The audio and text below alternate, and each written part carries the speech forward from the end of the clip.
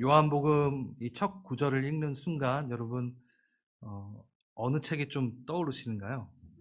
창세기 맞습니다. 태초가 나오죠. 이 요한복음은요 세계 공관복음과 큰 차이가 있습니다. 어떤 차이냐면 족보로 시작하지도 않고 어떤 인물로 시작하지도 않고 또 특정 누구에게 썼다라고 시작하지도 않는 창세기로 시작하는 요한복음. 요한복음을 펼치자마자 우리를 창세기로 이끌어 가고 있습니다. 왜냐하면 창세기 1장 1절에 태초에 하나님이 천지를 창조하시느니라. 타협 없는 그 말씀. 하나님이 천지를 창조하셨을까? 한번 논의를 해볼까? 이런 게 아니에요. 그냥 선포로 그냥 창조하셨다 하고 시작을 합니다. 근데 여기 태초에 나오는 이 태초가 요한복음의 태초와 이 창세기의 태초가 단어는 같아요. 헬라어로 아르케, 70인 번역의 구약에서도 아르케라고 써요. 물론 히브리어로는 베레시트라고 창세 태초를 이렇게 말하지만 단어가 똑같은 거예요. 단어는 똑같으나 의미는 좀 다릅니다. 아마 들어보셨을 수도 있는데 창세기의 태초와 요한복음의 태초는 의미상으로 좀 그 시간들이 달라요. 무슨 얘기냐? 창세기가 먼저 쓰였지만 요한복음의 태초가 훨씬 앞입니다. 그 앞을 표현해주고 있어요. 태초에 천지를 창조하시는 그 타이밍, 그 시점을 창세기 1장 1절은 말하고 있는 거예요. 태초에 하나님이 말씀으로 천지를 탁 창조하시는 그 타이밍의 태초에. 그런데 요한복음의 태초는 이 태초의 이 타임, 물질적인 시간이 시작되는 게 아니라 그 앞에 영원에 대한 얘기를 하고 있어요. 태초에. 보세요. 뭐가 계세요? 말씀이 계시니라. 말씀이 하나님과 함께 계셨고 그는 말씀 하나님이니라. 그러니까 존재론적, 본질적, 근원적인 것을 얘기하고 있는 거예요. 그러니까 영원의 그 속성 안에서 삼위일체가 함께 계셨던 그 타이밍을 지금 요한복음은 얘기하고 있어요. 그러니까 요한복음이 앞에 있는 거죠. 창세기랑 계속 요한복음은 연결이 되어 있습니다. 우리가 오늘 읽지는 않았지만 4절부터 5절까지 빛과 어둠에 대한 얘기가 나와요. 창세기에서 나오듯이. 그리고 18절까지 쭉 나오는 내용도 창조주가 이 땅에 오셨다라는 얘기예요. 그러니까 창세기에 계시는 예수님이 이 땅 가운데 오셨어. 완전히 이걸 연결되어 있죠. 요한복음 전체 내내 그렇게 창세기와 함께 요한복음은 연결이 되어 있습니다. 한 절 한 절씩 좀 볼게요. 태초에 말씀이 계시니라. 창세전에 하나님과 함께 계셨대요. 아직 뭔지는 몰라요, 그게. 그렇죠? 우리는 이미 다 알고 있지만 요 한 절만 본다면 어떤 무엇인가가 존재인지도 아직 모르겠네요. 하나님이 존재하셨을 때 천지가 창조되기 이전부터 말씀이 있었대요. 그 말씀은 헬라어로는 로고스입니다. 로고스가 있었대요. 자, 그러면 여기 1절만 본다면 1절만 따로 뗀 거 없나요? 오케이. 그냥 갑시다.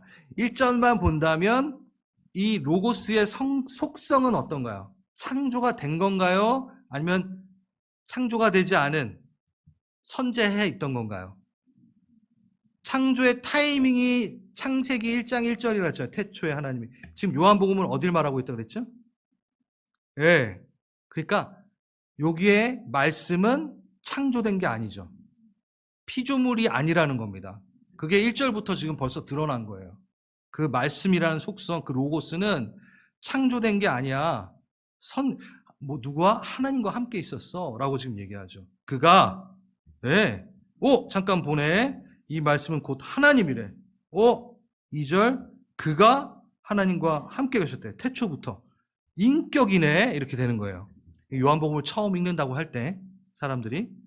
인격이네. 여기 프로스, 함께라는 단어의 프로스는요, with라고 성경으로 영어로 번역이 되어 있지만 조금 부족한 번역입니다. 이 프로스라는 단어는 더 정확한 해석은 뭐뭐를 향하여 라고 되어 있는 거예요. 뭐뭐를 향하여. 그러니까 이게 뭐냐면 어떤 존재가 있는데 그 하나님과 함께 face to face, 얼굴을 맞대어 향하여 있었다라고 얘기하는 거예요. 와우. 그러니까 하나님과 태초 전에 피조물이 아닌 어떠한 존재와 존재네요. 인격이 얼굴을 맞대고 있었어요. 이건 뭐예요? 또 뭘 말해요? 그 존재의 독특성? 그건 뭐냐? 하나님과 동일하다. 맞대어 있는 것. 동일한 속성을 갖고 있고, 동일한 힘, 동일한 능력, 동일한 위치를 갖고 있는 어떠한 그가, 그 로고스가 하나님과 얼굴을 맞대어 있다라고 얘기하고 있는 거예요. 네. 이분이 누구시죠? 말씀이시죠?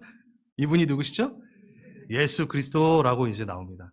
솔직히 이 요한복음에 1장의 29절까지 가도 예수님 이름이 안 나와요. 29절에 가서야 예수님 이름이 나옵니다. 그러니까 지금 요한은요, 진짜 재밌게 쓴 거예요.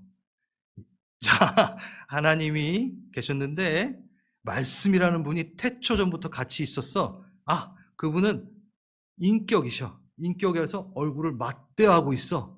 그러니 어때? 동등의 위치가 동등의 하나님이라 이 얘기를 지금 하면서 그분이 바로 예수시니라 하고 이제 나오는 거예요. 재밌죠? 네. 왜 우리 요한이 이렇게 얘기를 했냐면 로고스라는 이 단어를 써가면서 이때 로고스라는 단어는요, 우리는 로고스하고 말씀하면 예수님 딱 나오지만 이때 당시에는요, 헬라인들에게 로고스라는 단어는 아주 익숙한 개념이었는데, 로고스 하면 예수님이 떠오르는 게 아니라 그때 철학사상, 헬레니즘, 세상을 움직이는 본질적인 힘, 원리, 규칙, 개념을 표현할 때 이 로고스라는 단어를 썼어요. 인격이 아니었어요. 인격적인 요소가 전혀 없었어요. 그리고 영지주의는 또 다음에 하겠다. 계속 다음에 안 돼요. 영지주의 쪽에서 본다면 로고스는 어떤 지식, 지혜를 표현할 때 쓰는 단어였어요. 그러니까 너희가 아무튼 인격적인 요소가 전혀 없는 그 로고스를 사용하면서 모든 힘은 거기서 나와, 원천은 거기서 나와, 어떤 개념만 갖고 있던, 개념으로 알고 있었던, 그리고 유대인들에게 있어서 말씀은 뭔가요, 여러분? 하나님의 이 로고스라는 단어를, 이거 잘 들으셔야 돼요. 하나님을 하나님이라고 부르지 못하죠. 그 성스러운 그 이름에 대해서 아버지를 아버지라 부르지 못하듯 유대인들은 하나님을 하나님이라고 입에 담으면 안 되니까, 그래서 헬라 쪽으로 표현을 할 때 그냥 로고스를 하나님으로 표현을 했어요. 유대인들도 그렇게 인식했어요. 왜? 하나님이 뭘 세상을 창조하시죠? 뭘로? 말씀으로 창조하셨잖아요. 그렇죠? 그래서 유대인들도 하나님을 표현할 때 로고스라고 하나, 엄밀히 따진다면 음성 정도, 인격이 아닌, 근데 하나님을 말하지 못하니까 로고스를 하나님으로 표현하는, 근데 엄밀히 따지면 인격이 아닌 음성으로만 얘기하는, 그렇게 인식이 돼 있었던 거예요. 그러니까 여러분 보세요. 요한이 진짜 정말 잘 썼어요. 어떻게 보면은 성령님이 가르쳐 줬으니까 썼겠죠. 그러니까 유대인에게나 헬라인에게나 갖고 있었던 그들의 비인격적인 어떤 개념으로 받들고 있던 그 로고스라는 것을, 그 개념을, 아니야, 그는 인격이셔. 그는 하나님과 함께한 분이셔. 인격을 갖고 계신 분이시고 동등한 위치에 계신 분이셔. 라고 그 두 개를 묶어서 풀어내는 이야기입니다. 이 1절하고 3절이 엄청난 얘기인 거죠. 이 당시에 있었던 유대인들과 헬라인에게는 정말 놀랄 만한 얘기였어요. 와, 우리가 그렇게 궁금해했던 이 세상을 움직이는 원리, 그 근본적인 힘이 우리는 그냥 어떤 비인격적인 건 줄 알았는데, 아니구나, 예수가 만물을 창조했구나 라는 것을 가르쳐 주는 거죠. 어떤 방식으로? 여러분 사도행전 17장에 보면은 바울이 아테네 사람에게 이렇게 얘기하잖아요. 이름 모를 신에 대한 제단을 쌓은 그들에게 이렇게 언급하면서 접촉점을 샀잖아요. 야, 너희가 이렇게 이름 모를 신이라는 제단을 쌓는데 그 이름 모를 신이 예수님이셔. 이렇게 하면서 이렇게 접촉점을 삼는 거랑 똑같은 거죠. 그러니 한번 우리는 1절부터 3절까지 여기 말씀이라는 것과 그라는 거기에 예수님을 넣어서 한번 읽어볼까요? 그러면 아주 쉽죠. 그렇죠? 안 헷갈리죠? 자, 제가 준비했습니다. 준비가 안 됐나요? 그래요. 네. 안 됐나요? 안 됐으면 말씀해 주세요. 안 됐대요. 괜찮습니다. 제가 일부러 친절하게 넣어놨는데 여러분들의 머리를 쓰라고 아마 준비를 안 하신 것 같아요. 무슨 얘기냐? 한번 넣어 읽어보세요. 자, 말씀에 예수님 넣고 뭐 이런 거에 다 대명사에 예수님을 넣는 거예요. 시작. 태초에 예수님이 계시니라. 이 예수님은 곧 아멘. 예수님이 만물이 예수님으로 말미암아 지은 것이 하나도 예수님 없이 된 것이 없느니라. 아멘. 이게 우리의 신앙 고백입니다. 네. 창세기 한번 볼까요? 1장 1절에서 3절까지. 네. 태초에 하나님이 천지를 창조하시는데 3절 보세요. 하나님이 뭐 하시죠? 이르시되 빛이 있으라. 그러니까 창조 때마다 뭔가를 만드실 때 계속 이르시되가 반복이 돼요. 아마르, 말씀. 그러니까 이게 딱 힌트가 나오잖아요. 말씀, 그 예수가 창조했다라는 거예요. 예수님이 온 만물을 창조했다라는 얘기예요. 창세기에 나오는 이르시되가 그거를 또 명확하게 얘기해 주는 게 골로새서입니다. 골로새서 한번 보세요. 골로새서 1장 16절에서 17절. 만물이 그에게서 창조되되 하늘과 땅에 보이는 모든 것들, 보이는 것부터 시작해서 보이지 않는 어떤 영적인 존재까지 다 예수가 17절?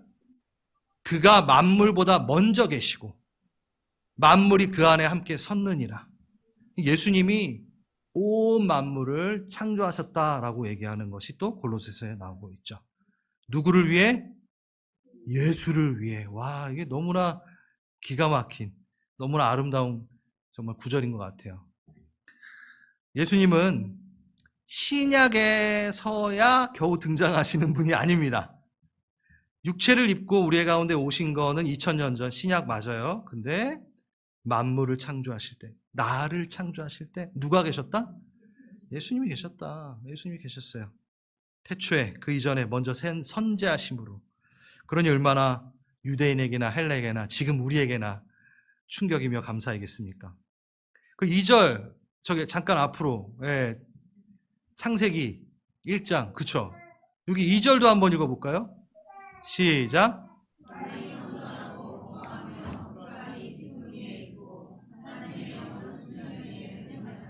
여기 또 누가 나오시나요?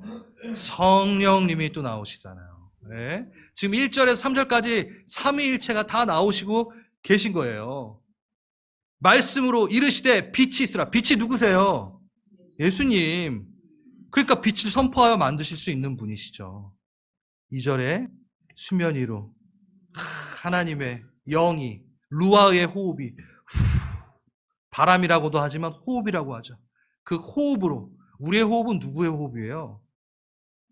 성령님의 호흡이죠. 우리가 지금 숨 쉬고 있는 건 우리 게 아니에요. 성령님 거예요. 그걸 받은 거예요. 그러니 우리 멋대로 못 살죠. 그래서 모든 만물, 모든 호흡이 있는 자는 주를 찬양할지어다. 네 호흡이 어디서 나왔는지 좀 알아봐. 알고 보니까 하나님께로 나왔네? 그럼 그 호흡으로 뭐 해야 돼? 하나님 찬양해야 돼. 이거예요. 루아의 호흡으로 확 다가오시고 그러면서 운행하시느니라. 수면이라. 차 운행하는 게 아니라 이게 좀 번역이 좀 쉽지 않은데 허버링. 여러분 아세요? 라카프라는 뜻이에요. 라카프. 이거 말한 적 있는데 해야 될 것 같아. 이게 뭐냐면 이 단어가 뭐냐면 독수리가 창공을 날다가 갑자기 선회하는 때가 있어요. 이렇게 돌 때. 요 도는 모습을 라카프라고 하는 거예요. 지금 성령께서 흑암과 어둠과 공허함 그 무너진 거기 가운데 갑자기 돌기 시작하시는 거예요. 독수리가 왜 갑자기 날다가 왜 도나요? 먹잇감, 그렇죠. 목적이 생길 때. 정확한 타이밍에 정말 정확한 타이밍을 갖고 있죠. 독수리가 한 번에 성령님이 이 도시는 거는 뭐야? 목적이 생긴 거예요. 아! 낚아차야겠다. 얘 가져야겠다. 얘를 회복시켜야겠다.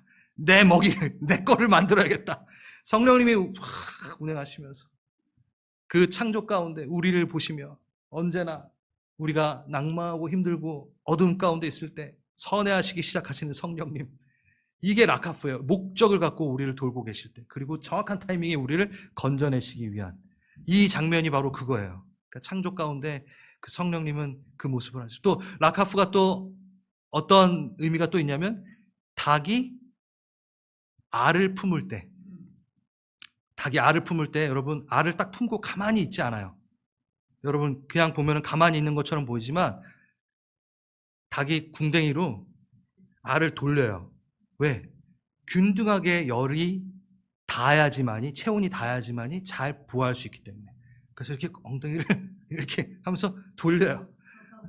닭이 가만히 있지 않아요. 자리를 바꿔가면서 움직여요. 품는다, 덮는다, 이게 라카프라는 뜻이에요. 이 두 가지를 갖고 있어요. 너무 이쁘죠, 이 단어가. 성령님은 우리의 모든 것을 회복시키기 위해서 안으시고 궁뎅이로 돌리고 계셔요. 우리가 그 궁뎅이 안에 들어가 있는 거예요. 그 품 안에 들어가 있는 거야. 하나하나 다 쬐가면서 나를 회복시키시려고 하시는. 그리고 언제까지? 생명이 될 때까지, 살아날 때까지 성령님이 우리를 그렇게 품으시는 거예요. 네, 너무 좋네요. 그 삼위일체의 하나님은 우리를 그렇게 보고 계시는 거야. 그렇게 우리에게 오고 계신 거야. 그리고 예수 그리스도가 십자가에서 모든 것을 담당하시고 부활하심으로 우리가 그 안에 들어가는 역사가 생기는 거죠. 태초에 말씀이 계셨다. 이 증언은요, 또 다르게 말하면 인격적인 소통이 있었다. 대화가 있었다. 여러분 오늘 그 삼위일체에 대해서 좀 얘기를 할 거예요. 어려운 내용일 수 있으나 절대 어렵지 않게. 아까 우리 수진 자매님이 제가 어려운 걸 어렵지 않게 말해준다 그래서 그 말을 해서 더 잘 얘기해야 될 것 같은데, 네. 오늘 긴장을 더 해야 될 것 같은데, 아무튼 말씀이 계셨다는 것은 소통을 했다라는 거예요. 대화가 있었다는 거예요. 그 삼위일체 하나님은 한 마음으로 동일한 의견과 목적을 가지고 각각의 역할을 하면서 소통하시며 대화하시며 그 일들을 풀어나가고 계신 거죠.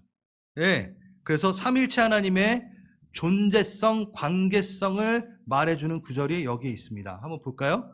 요한일서 4장 8절. 같이 읽어볼까요? 시작.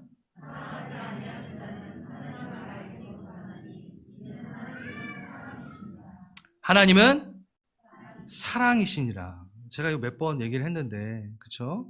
여러분 사랑을 하려면 어떻게 사랑을 할 수가 있나요? 먼저 사랑이라는 게 있어야 되죠. 그렇죠? 사랑하는 존재, 상대가 있어야겠죠.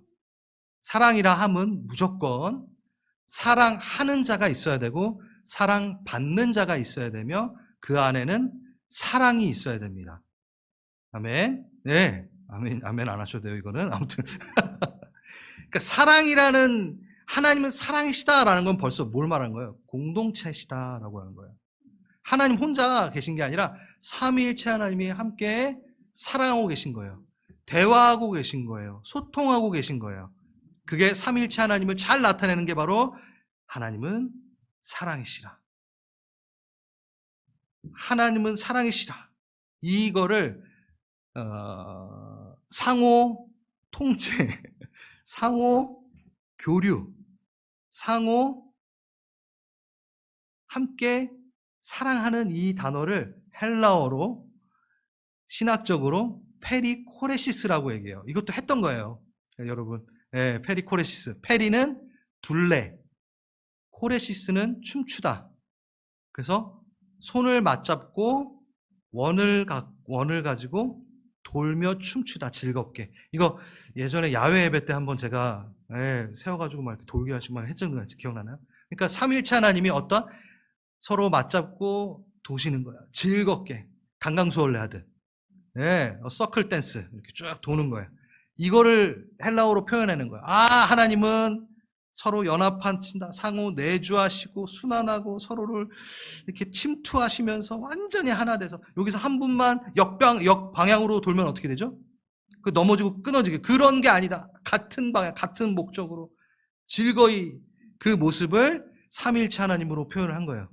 그러니까 하나님은 자신을 뭘로 표현하냐면 사랑이라고 표현한 건 분명히 그분이 삼위일체 공동체시라고 표현한 거라는 거죠.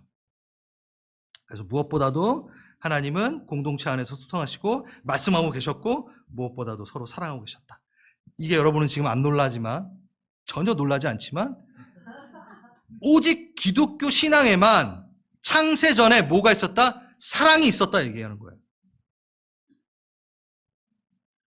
모든 신앙과 모든 잡신들은 잡종교들은 뭔가 창조가 된 다음에 그들끼리 사랑하기 시작했다라고 얘기해요. 근데 오직 기독교 신앙만이 창세 전에 뭐가 있었다? 사랑이 있었다. 안 놀라죠, 여러분? 정말 놀라운 거라니까요. 왜냐하면 이 창세 때 이 신이 이 만물을 만드는 신이 사랑이란 컨셉이 없는데 어떻게 만들어서 사랑을 만들어서 줄 수가 있나요? 자기한테도 없는 사랑을 어떻게 가르칠 수 있나요? 그렇지 않아요?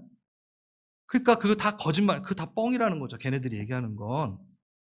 그러니까 굴곡된 사랑만 얘기하는 거죠. 완전한 사랑. 창세전에 사랑이 있었다. 그러니 만들었으니 그도 사랑을 갖고 태어나는 거고 이 세상에 사랑이라는 것을 가르칠 수 있는 분이 하나님이시고 그게 바로 삼위일체 하나님의 영역이시고 속성이시다. 그래서 우리가 하나님을 닮아가는 것은 뭐가? 사랑하는 자로, 사랑이 있는 자로 닮아가는 거죠. 이게 너무 중요한 부분입니다. 지금 어렵다는 삼위일체 하나님에 대해서 계속 얘기를 하고 있는데 여러분 잘 이해하고 있어요. 지금 삼위일체 하나님을 완벽하게 설명할 수 있을까요? 그렇지 못하다. 이거는 잘 아시죠? 왜? 제가 설명을 못해서가 아니라 하나님을 완벽하게 설명을 할 수 있다면 그는 그 하나님보다 위의 존재겠죠. 분석이 가능하니까 완전하게 얘기할 수 있겠죠. 그렇죠? 근데 우리가 그보다 아래 차원이기 때문에 그 위의 차원을 완전하게 설명을 못해요. 그건 당연한 겁니다. 그래서 우리에게 삼위일체 하나님에 대해서 제대로 설명해야지 믿을 게 그거는 오만함이죠. 하나님을 어떻게 우리가 분석하여 1 더하기 1은 2 이렇게 못한다라는 거예요. 그리고 또 하나 우리가 갖고 있는 언어 안에서는 하나님이 설명이 안 되죠. 그냥 뭐 좀 유치한 예지만 여기 걸어가는 개미한테 나의 모든 지식과 나의 언어로 나를 표현할 수 있나요? 없죠. 하물며 우리 하엘이에게도 아빠의 모든 마음과 감정과 어떤 삶을 다 얘기를 하는데 언어적인 표현에 제한이 있죠. 이 꼬맹이한테 어디까지 얘기해야 돼? 이거 내가 얘기한다고 얘가 이해하나? 똑같다라는 거예요. 하나님이 우리에게 설명하는 데는 그분은 능력이 완전하시고 다 설명을 할 수 있으나 해도 못 알아들으니 안 말하시는 부분이 있다라는 거예요. 그게 하나님의 신비라는 거죠. 그게 바로 삼위일체 하나님이라는 것을 인정하고 대신 우리가 알아들을 수 있을 정도까지만을 우리가 얘기한다면 그 삼위일체에 대해서 잠깐 얘기를 합니다. 그래도 진짜 아닌 거를 제외해보면 진짜가 이렇게 남게 되는 부분이 있잖아요. 그렇죠? 삼위 할 때 삼신론, 다신론을 생각할 수 있어. 그러면 신이 세 개인가? 이렇게. 그리고 일체 했을 때 그러면 단일신인가? 이게 헷갈릴 수 있어요. 여러분 벌써 지금 헷갈리고 계세요. 얼굴 보니까. 그리스 신화에 나오는 신들은 본질이 같지 않아요. 헬라, 제우스, 헬라래 뭐라? 헤라, 제우스, 여기 뭐죠? 포세이돈, 있잖아. 하메스 이런 애들 있잖아요. 걔네들이 동일한 의견을 갖고 있나요? 날마다 싸우잖아요. 동일한 의견, 목적 갖고 있지 않아요. 각자의 영역에 자기의 이익을 추구하며 맨날 충돌합니다. 싸웁니다. 자기 부인 뺏어가고 난리가 아니에요. 그게 다신론이에요. 근데 삼신론이죠. 근데 삼일체 하나님은 한 번도 서로 대적하지 않습니다. 똑같은 방향으로 똑같이 함께 곧 똑같은 목적을 가지고 가시는 거죠. 그런 게 바로 우리의 삼일체 하나님이다라고 얘기하는 거가 바로 삼위. 그분들은 각자의 역할은 있으나 동일한 목적과 동일한 목표를 향해 가신다라는 거에 있어서 완전히 다른 거예요. 그리고 1, 3, 2, 일체 할 때 1. 그렇다고 단일 신격은 또 아니에요. 유일신과 여러분들 혼동할 수 있는데 유대인들이 유일한 하나님이라고 했을 때 이는 하나님, 성부 하나님만을 유일한 신이라고 얘기한 거예요. 그렇죠? 근데 우리가 말하는 유일하신 하나님이라고 할 때는 그 삼위일체의 하나님이 유일한 하나님이다. 다른 신은 다 거짓이다. 다른 신은 다 사단이 만들어낸 그림자다. 껍데기다. 누구만이? 성부 하나님만이 아닌 성부, 성자, 성령 이 삼위일체 하나님만이 유일하신 하나님이다 할 때 그 유일, 오직 유자, 그 유일의 하나님이라죠. 라고 말하는 거죠. 어떤 숫자를 말하는 게 아닙니다. 그래서 제가 얘기하는 게 왜 여러분들이 알 것도 같고 모르기도 같고 그런 게 뭐냐면 우리가 갖고 있는 언어의 이해, 숫자의 이해, 3하고 하나 이것도 제대로 다 표현이 안 된다는 거예요. 우리는 다 3, 하나 이렇게 생각하니까 안 되잖아요. 그렇죠? 이렇게 쉽게 설명한 것 같은데 아닌가요, 여러분? 주여, 잠깐만. 그러니까 옛날에 막 물이 고체가 됐다가 얼음이 됐다가 수증기가 되고 막 이렇게 막 삼위일체를 표현하게 되면은 본질은 같은데 같은 뭐죠? 똑같아요. 근데 역할이 다 다른 거?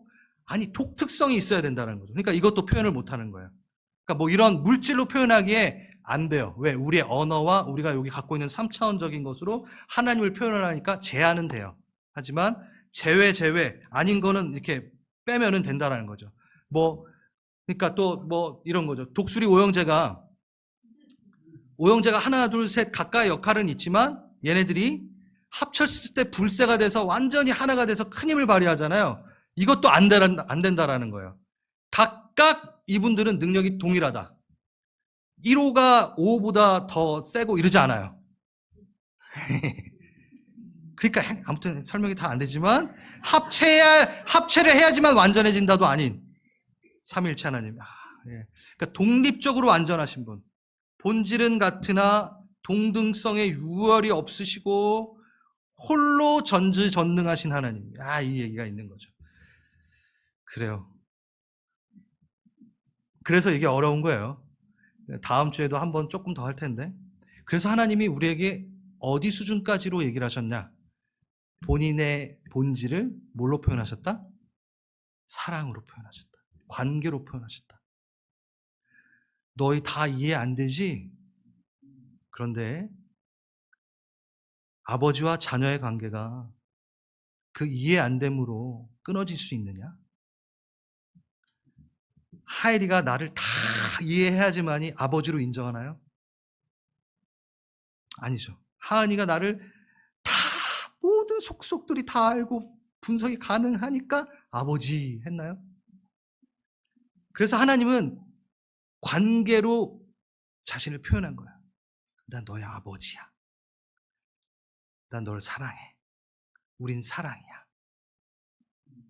왜냐하면 우리 하엘이가 나를 다 이해하지 않아도 나의 사랑으로 내 아버지구나라는 걸 알 수 있듯이 하나님 자신을 사랑으로 표현해내십니다. 목적이 뭐냐면 여러분들을 자녀 삼기 위한 것이니까. 이게 너무 중요한 부분이죠. 자, 오늘 제가 왜 이 삼일체에 대한 부분을 얘기했는지가 이제 드러나기 시작합니다.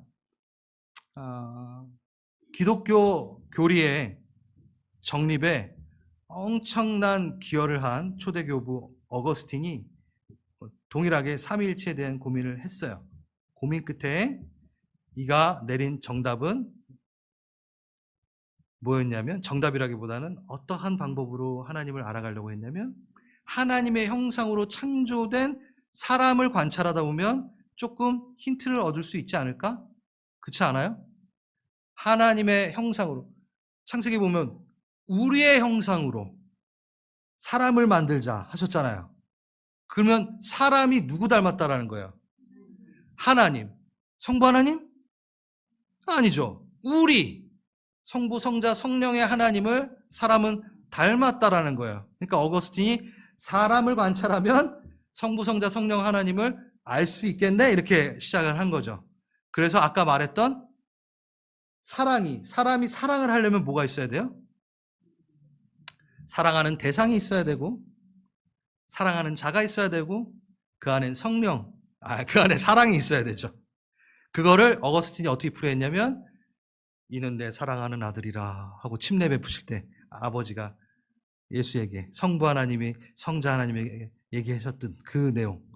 그래서 성부 하나님은 사랑하시는 분, 사랑을 받는 분 예수님, 그 안에 사랑은 성령이신 사랑. 이렇게 해서 어거스틴이 이해를 했죠. 이렇게도 이해를 안 되시면 난 몰라요. 뭐 알아서 하세요. 뭐 어거스틴까지 이렇게 다 붙여 했는데 뭐. 자, 지금 제가 이 얘기로 끝내려고 하는 게 아니라 지금 우리는 요한복음을 하고 있어요. 요한복음의 시대적 배경 안에 우리 그 선배들에게로 한번 다 그 시간으로 가봅시다. 이들에게 삼위일체 교리가 정립이 되어 있었던 때인가요? 그렇지 않아요. 왜냐하면 삼위일체라는 단어 자체는 나중에 정립을 하는 거는 2세기 말, 그러니까 3세기 정도 됐을 때 그때 교회에서 공식적으로 정리를 해나간 거예요. 이단 사상이 너무 많으니까 정리를 해나간 거예요. 그러면 언제요? AD 90년에서 100년 그 사이에 썼고 그때 읽었던 이 요한복음을 읽던 사람들은 우리처럼 삼위일체 교리 해가지고 딱 나온 게 아니에요. 전혀 아니에요. 근데 이 사람들은 어떻게 삼위일체를 이렇게 알고 경배하고 만나고 찬양했으니까 너무 실질적이었다는 거예요. 교리가 아니었다라는 거예요. 제가 지금 계속 여러분들의 교리로 어렵게 얘기했지만 완전히 여러분들이 갖고 있었던 지금까지 삼위일체의 어떤 그러한 것들에 대해서 머리로 이해하려는 걸 좀 치우고 그 초대교회를 한번 돌아가 보자는 거예요. 어느 누구도 그 교리를 이해해서 이들은 삼위일체를 안 게 아니라는 거예요. 그냥 공동체 안에서 만난 거죠. 예배를 드리는데 어떤 일이 있는 거예요?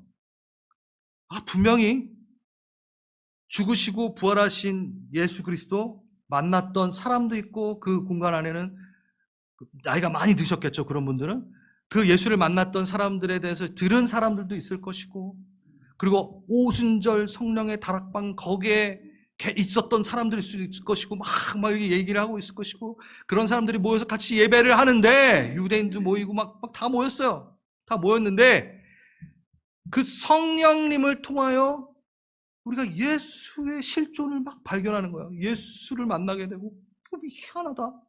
이게 뭐냐? 성령이 함께 하시니까 하나님을 인식하게 되고 예수를 찬양하게 되고 예수를 닮아가게 되고 그러니까 실질적이었다는 거예요. 그들이 예배드리고 기도드리고 찬양할 때 삼위일체 하나님을 그들은 그냥 만난 거예요. 이게 얼마나 참 감사한 일이냐면은 그들의 경험이 얼마나 강력했으면 지금 이렇게 말해도 잘 이해를 못하는 게 지켜와서 삼위일체 하나님이라는 게 있을까요? 반증이라는 거죠. 좀 어렵나요? 제 지금 얘기 자체가? 잘 들어보세요. 만약에 삼위일체 하나님이 그냥 나중에 교리로 지어낸 거라면 지금 우리에게 이렇게 전달이 될 수가 없다라는 거예요. 얼마나 초대교회 때 그 삼위일체의 역사가 강력하게 실질적으로 그들에게 있었으면 솔직히 여러분 이거보다 이단들이 말하는 게 훨씬 더 이해가 빠를 수도 있어요. 무슨 얘기죠? 예수님은 신이 아니야 해버리면 간단하거든요. 좀 여러분 이단 그거 아니에요 지금? 네? 다신론 인정하면 훨씬 간단해요. 삼신이 있었어 이렇게. 근데 하나야? 뭔 소리야? 너무 얘기하기도 어려워. 그러니까 충분히 이걸 선택할 수 있었다라는 거예요. 예수님은 그냥 입양되신 분이야. 원래 사람이었는데 하나님이 하나님으로 태어나신 분이 아니라 나중에 만드신 분인데 인간인데 너무 잘 살아가지고 등극됐어. 그래서 하나님이 아들로 칭함을 받았어. 이러한 이론도 있었다고요. 여러분 훨씬 쉽지 않아요? 이렇게 하면 큰일 납니다, 여러분. 그러니까 이렇게 쉬운 것들, 잠깐 한 인간이었는데 십자가에서 이렇게 막 고통받을 때까지 인간이었는데 딱 죽을 때 딱 갑자기 하나님으로 변해가지고 다 올라가시고 승천하고 막 별의별 이단 사상들이 쫙 깔렸어요.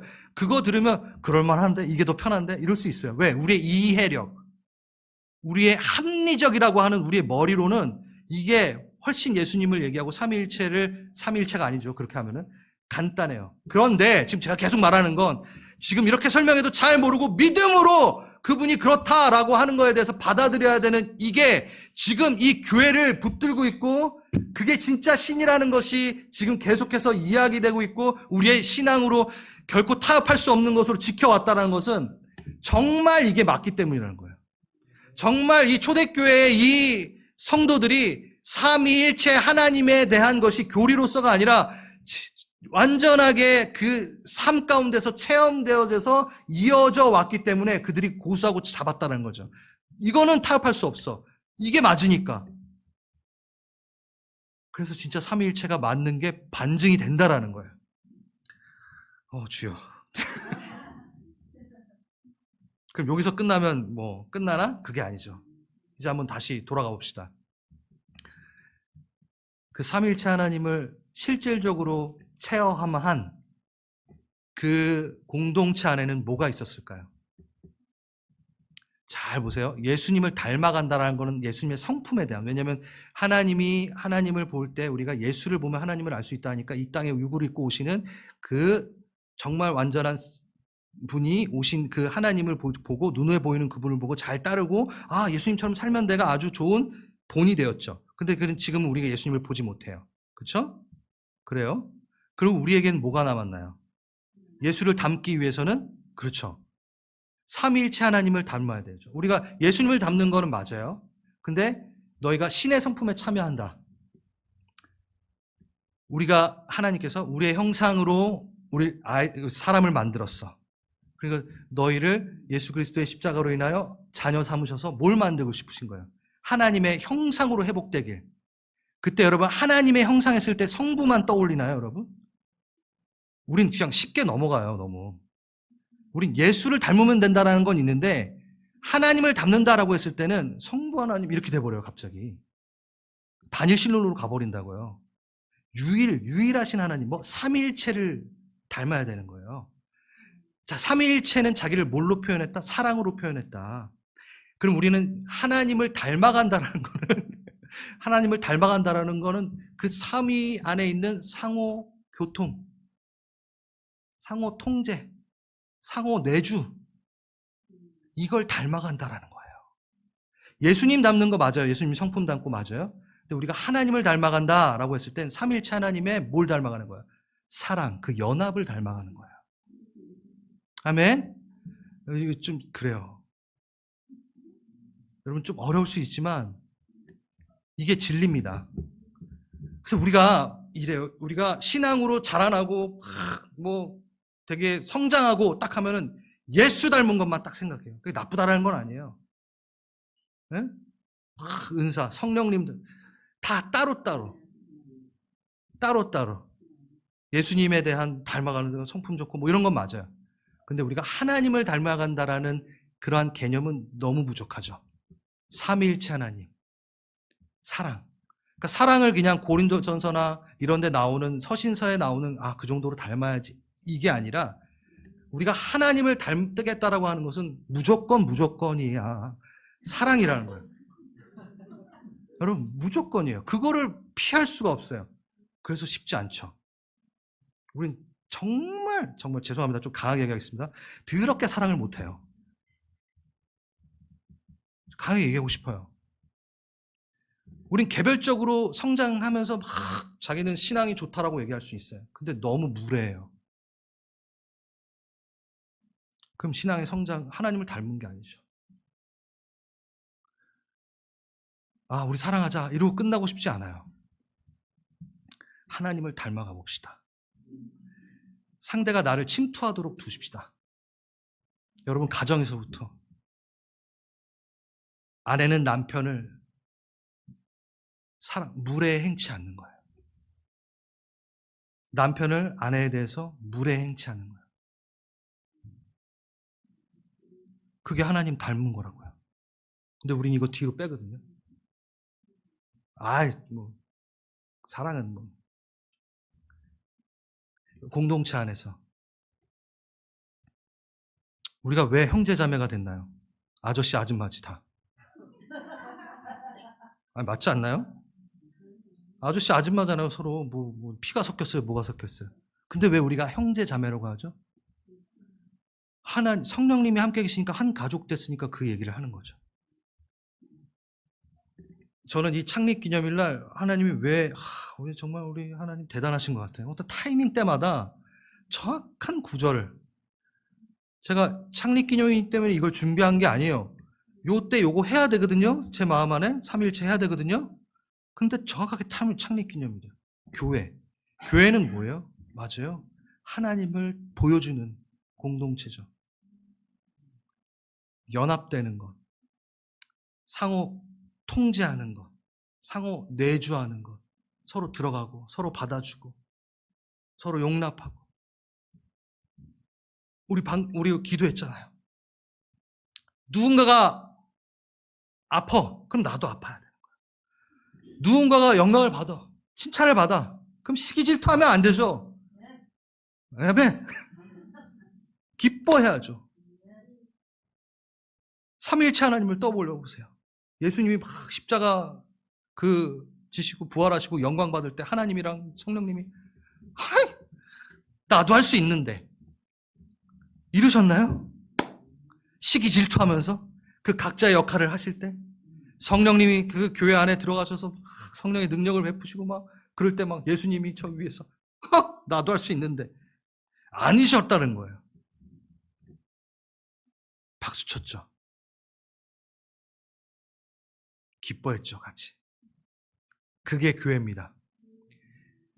그 교회가 언제부터 시작됐냐? 초대교회 때 초대교회가 교회답다라고 했던 이유는 삼위일체 하나님의 역사를 그들이 알고 있었고 그 사랑, 그 삼위일체 하나님의 공동체의 그 연합에 대해서 실질적으로 배우고 자라났기 때문에 지금 그 교회가 여기까지 이어온 거예요. 그래서 삼위일체 교리가 된 거예요. 교리가 되고 이분들이 그걸 한 게 아니라, 그러니까 얼마나 강력했으면, 우리가 공동체에 있는데 삼위 하나님을 닮아가고 있어. 그래, 삼위일체 하나님이란 게 이런 거구나. 막 그거를 한 명 한 명이 다 느꼈다라는 거죠. 그 교회 주님께서 선물로 나에게 주셨는데 교회의 생일이죠. 정말 아까 우리 기도했던 것처럼, 네, 주님, 제가 옆에 이가 가정에서부터 출발합시다. 내 남편이 나에게 침투하는 것을, 나에게 교류하는 것을, 내 아내가 물에 행치 않고 남편이 아내에게 물에 행치 않으며 그 관계 가운데서 작은 가정부터 교회로 만들고 이곳에서 그냥 아저씨 아줌마 모임이 아니라 형제 자매 모임으로 만들기 위해 서로 교통하는 것, 페리코레시스 하는 것, 그거를 여러분 해보시겠습니까?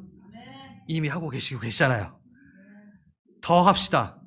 하나님 닮기 원합니다 라고 했을 때 그 성품의 명확한 제일 먼저 떠올리는 것, 연합, 사랑으로 연합하는 것, 그거를 한번 떠올려보고 우리가 이 교회를 다시 한번 하나님의 이름에 알맞게, 하나님의 모습에 알맞게 우리 힘써 나갔으면 좋겠어요. 아멘. 우리 잠깐 자리에서 일어날까요?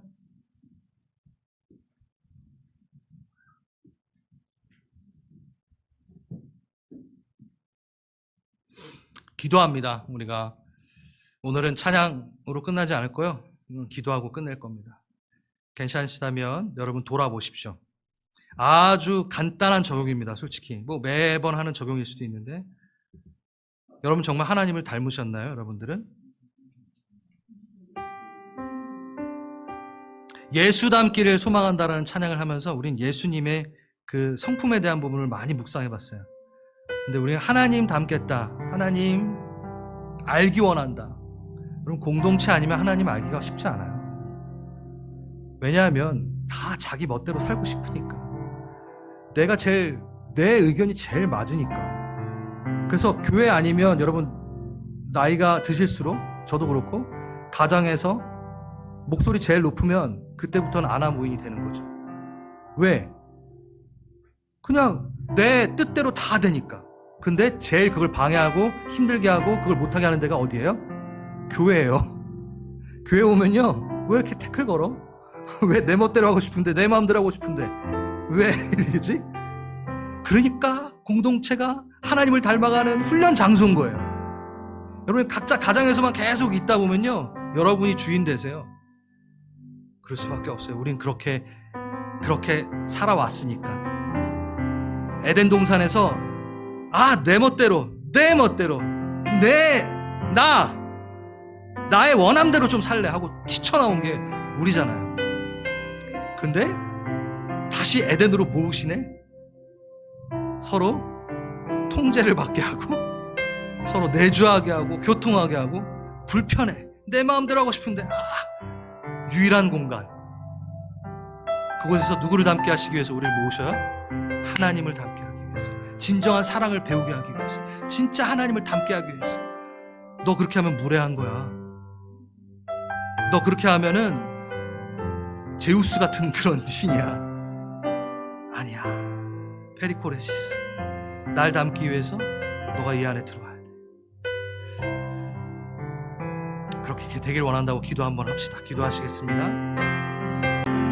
우리 하나 더 기도합시다. 여러분에게 영적인 감각을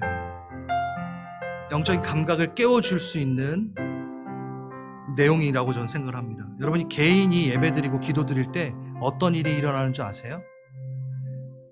자, 삼위 하나님은 삼위일체 하나님입니다. 하나님 존재 자체가 삼위이십니다. 그래서 그들은 대화하고 계세요. 그들은 사랑하고 계세요. 근데 여러분들이 기도하고 예배할 때 누굴 만나죠? 하나님을 만나요. 그건 뭐냐면 그 안에 들어가는 거예요. 삼위 하나님의 페리코리시스에 그 대화에 그 사랑에 기도를 할 때 들어가는 거예요. 예배 드릴 때 거기 안으로 들어가는 거예요. 사랑의 대화 안에, 왕의 대화 안에, 어전회의에, 융숭한 기도의 그 향연. 내가 기도 드리고 예배 드릴 때는 그 사랑 안으로 쑥 빨려 들어갑니다. 그 대화 안으로 빨려 들어갑니다.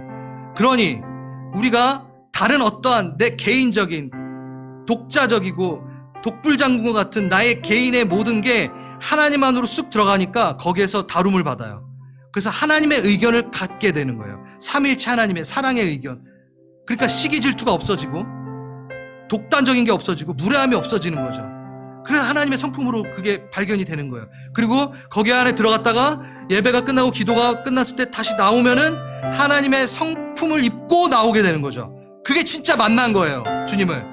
삼위일체를 만나고 온 거죠. 그게 예배고 기도예요. 그래서 그 영광에 압도되어 우리는 뭘 하게 된다? 사랑하게 되고 무례행치 않게 되고 서로를 시기 질투하지 않으며 사랑하게 되는 거죠.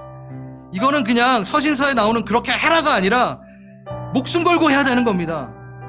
내 신앙에 내가 진짜 신앙이냐, 내가 진짜 그리스도인이야 라고 했을 땐 이게 제일 먼저라는 거죠. 또 반복하네요.